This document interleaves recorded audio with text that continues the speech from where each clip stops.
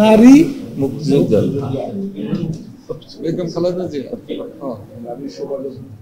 কোথায় মুক্তিযুদ্ধটা করেছে? জিয়াউর রহমানের নামে একটা সেক্টর আছে, যদিও যুদ্ধ করতে যাননি। এখন খালেদা জিয়ার আবার সেক্টর কোনটা? কোথায় যুদ্ধ করেছে? ঢাকা সেনানিবাসে পাকিস্তান সেনাবাহিনীর ইস্টার্ন কমান্ডের অধীনে তিনি ছিলেন, ঢাকা। সেখানে কি কোনো যুদ্ধক্ষেত্র আছে? সেখান থেকে কোনো সেক্টরের দায়িত্ব তাকে দেওয়া হয়েছিল? এছাড়া তো কিছু আমরা জানি না। রাজনীতি না করতে পারলে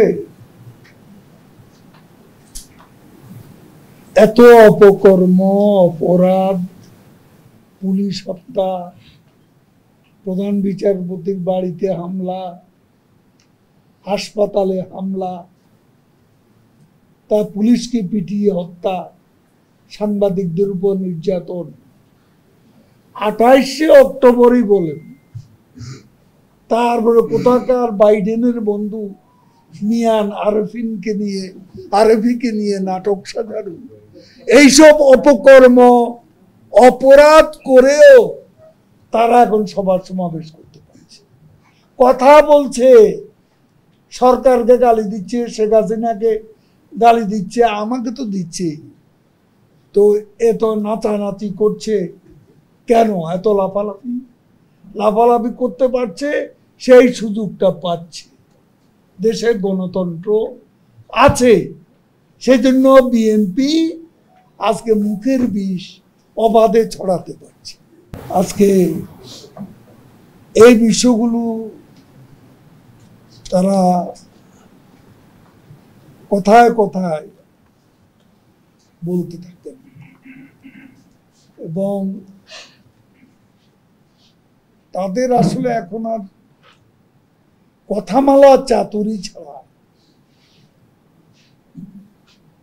লিপ সার্ভিস ছাড়া দেশের মানুষকে, দেশকে আর কিছু দেওয়ার নেই। দুর্বল হয়ে গেছে দল, শক্তি কমিয়ে এসেছে নেতাদের। শক্তি যত কমে মুখের বিষ তত বাড়ে। বিএনপি অবস্থা হয়েছে এখন ঠিক সেরকম। উত্তর ছড়াতে যায়নি, আমরা বিএনপির হাসি খুশি ভাব দেখলাম, হঠাৎ চাঙ্গা হয়ে গেছে। সামনে তো আর কিছু নেই। ডোনাল্ড লু এসে আবার নিষেধাজ্ঞা নিয়ে এসে সরকারকে হটাবার কোনো অভিসন্ধি আছে কিনা সেটা বিএনপি ভালো জানে না। আমরা এসব চিন্তাও করি না। আমাদের সাথে তাদের আলোচনা হবে। আমেরিকার সাথে আমাদের যে সম্পর্ক, প্রেসিডেন্ট বাইডেনের যে চিঠি প্রধানমন্ত্রী শেখ হাসিনার কাছে, সেটার ফলো আপটা করার জন্য আসছেন ডোনাল্ড। আমরা সেটাই মনে করি। আজকে অনেকদিন পর বিএনপির মহাসচিব মির্জা ফখরুল সাহেব সংবাদ সম্মেলন করল।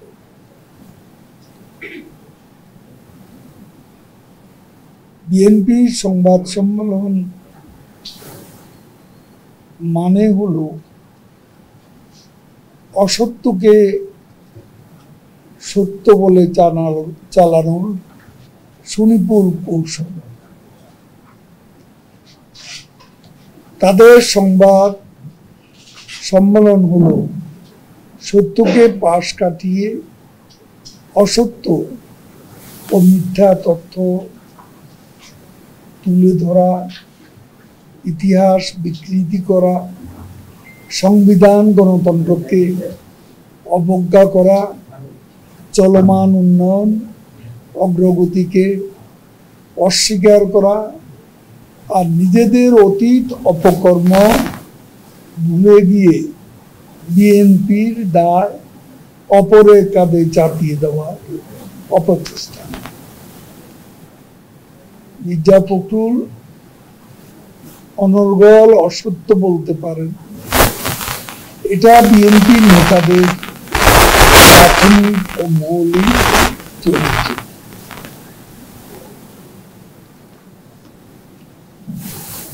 বিএনপি নেতারা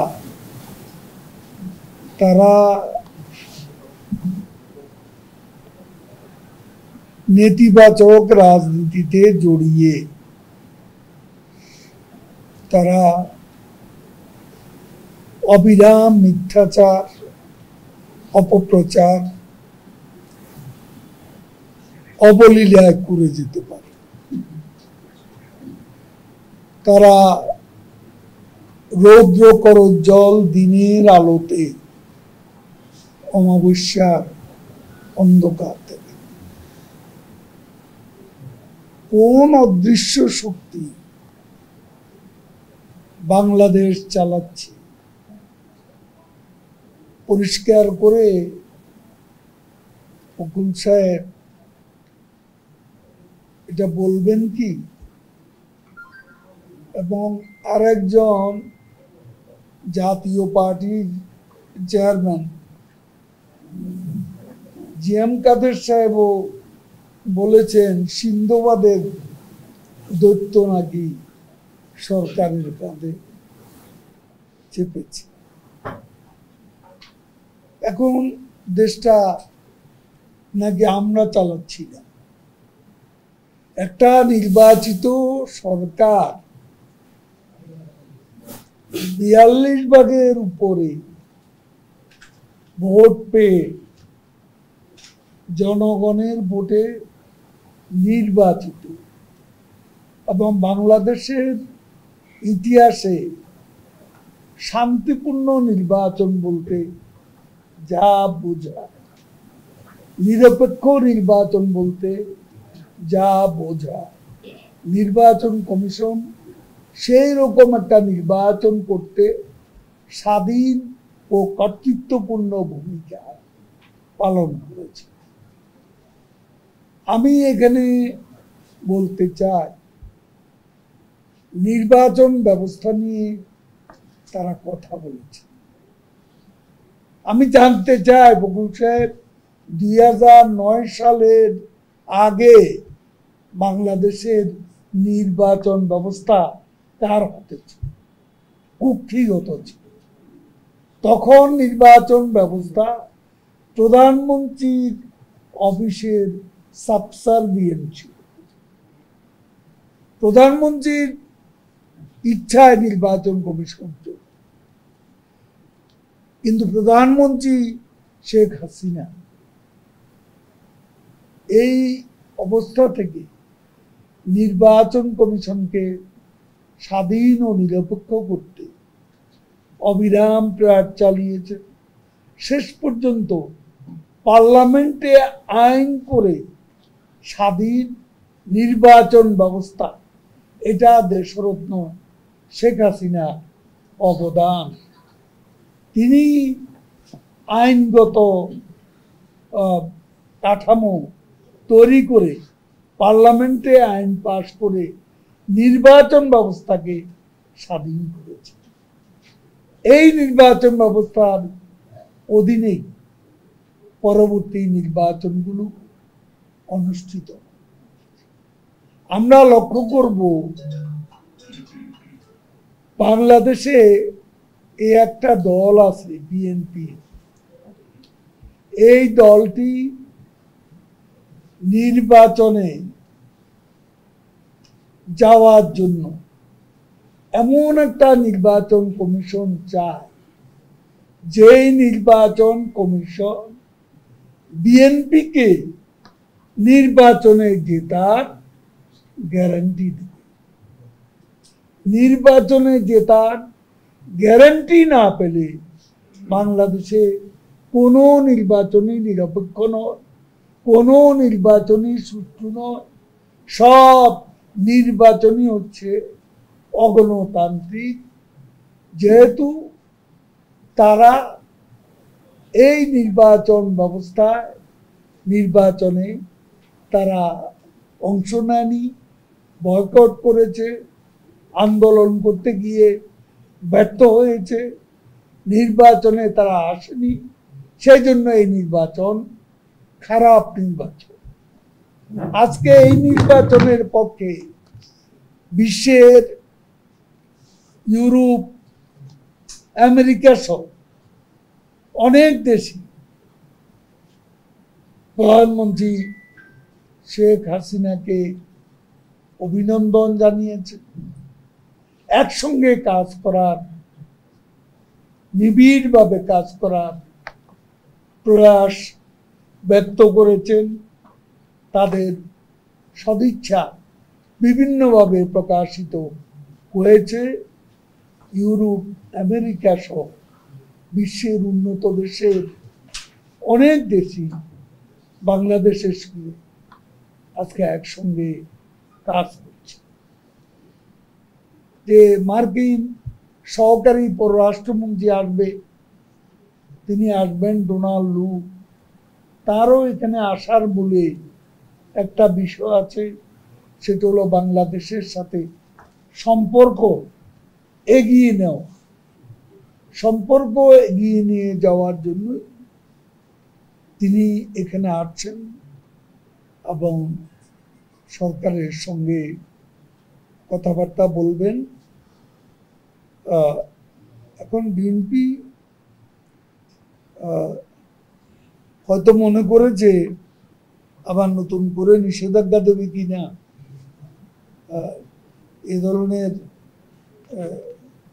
এ ধরনের উদ্ভট চিন্তাও তাদের থাকতে পারে।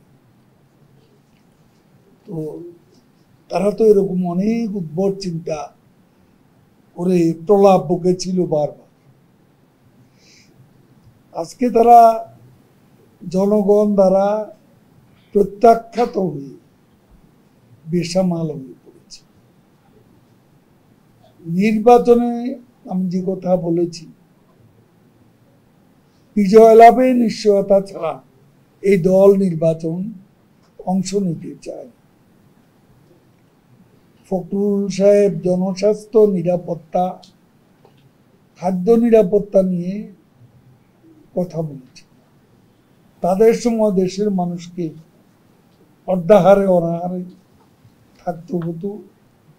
1996 সালে আওয়ামী লীগ ক্ষমতায় এসে জননেত্রী শেখ হাসিনার নেতৃত্বে খাদ্যে শুধু স্বয়ং সম্পূর্ণতাই অর্জন করেনি, বরং বাংলাদেশ উদ্বৃত্ত খাদ্যের দেশ হিসেবে নিজেদের উন্নত করতে পেরেছে। 2001 সালে বিএনপি ক্ষমতায় এসে দেশকে আবারও খাদ্য ঘাটতির দিকে নিয়ে, চিকিৎসা ব্যবস্থাকে বাংলাদেশ আওয়ামী লীগ সরকার যথেষ্ট উন্নত করেছে। কমিউনিটি ক্লিনিকের মাধ্যমে প্রত্যন্ত অঞ্চলের মানুষকে প্রাথমিক স্বাস্থ্য সেবা প্রদান করা হচ্ছে।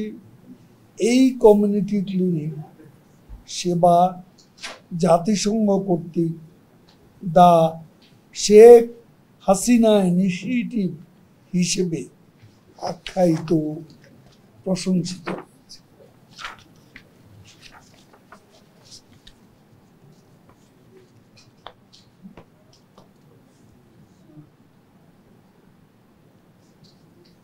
জাতিসংঘের রেজলিউশনে উল্লেখ করা হয়েছে, the Sheikh Hasina initiative reflecting the PM's strong commitment to improving public health care and promoting equity in global health. জননেত্রী শেখ হাসিনার এই পদক্ষেপ বিশ্ব নেতৃবৃন্দ প্রশংসা করল, বিএনপির তা চোখে পড়ে না। বাংলাদেশ আজকে উন্নয়ন অর্জনে বিশ্ব, কিন্তু বিএনপি নেতারা কালো চশমা পরে আছে। তারা কালো চশমা পরে উন্নয়ন দেখতে পান না এবং অবিরাম মিথ্যাচার তারা করে যাচ্ছে।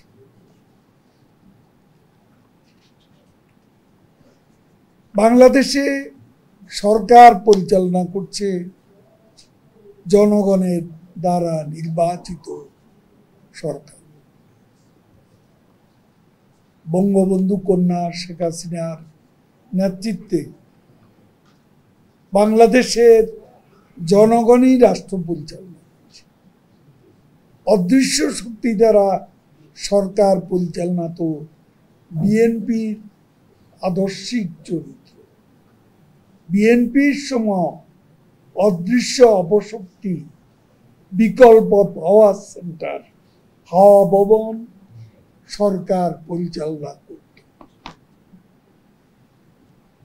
দুর্নীতির বরপুত্র তারেক রহমানের নেতৃত্বে তখন হাওয়া ভবন ছিল সরকারের সমান্তরাল অপর একটি বিকল্প শক্তি। হাওয়া ভবনের গডফাদার তারেক রহমানের অনুমোদন ছাড়া কিছুই হতো না। তাদের পরিকল্পনা, পৃষ্ঠপোষকতা, এ হাওয়া ভবনই মাস্টার মাইন্ড ছিল 2004 সালে 21শে আগস্ট জননেত্রী শেখ হাসিনা সহ বিশেষ করে জননেত্রী শেখ হাসিনাকে প্রাইম টার্গেট করে যে নারকীয় গ্রেনেড হামলা চালানো হয়েছে।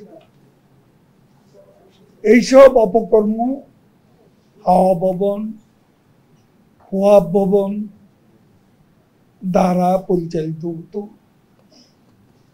যারা এইসব অপরাধ করেছে তারা সব সময় অদৃশ্য শক্তির মানসিক ট্রমা ভুগবে, এটাই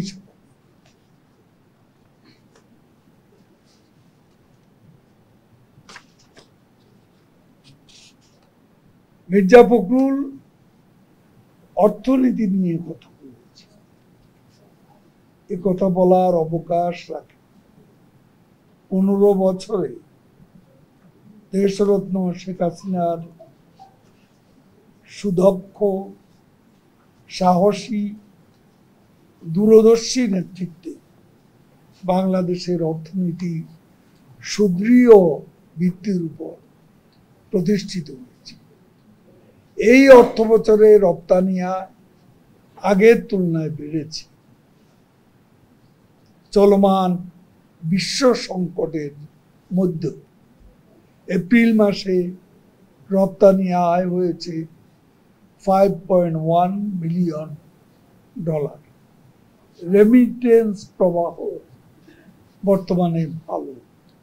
এপ্রিল মাসে প্রবাসীরা পাঠিয়েছে $2 বিলিয়ন বেশি, যা গত বছরের একই সময়ের তুলনা 21.3% বেশি। চলতি বছরে প্রতি মাসে গড়ে $2 বিলিয়ন বেশি রেমিটেন্স এসেছে। দেশের শিল্প কৃষি উৎপাদন বৃদ্ধি পাচ্ছে। এবার বোরো ধানের বাম্পার উৎপাদন হবে বলে পূর্বাভাস দিচ্ছেন অভিজ্ঞ বিশেষজ্ঞরা। মির্জা ফখরুল সাহেব তাহলে কোথায় সংকট দিচ্ছে?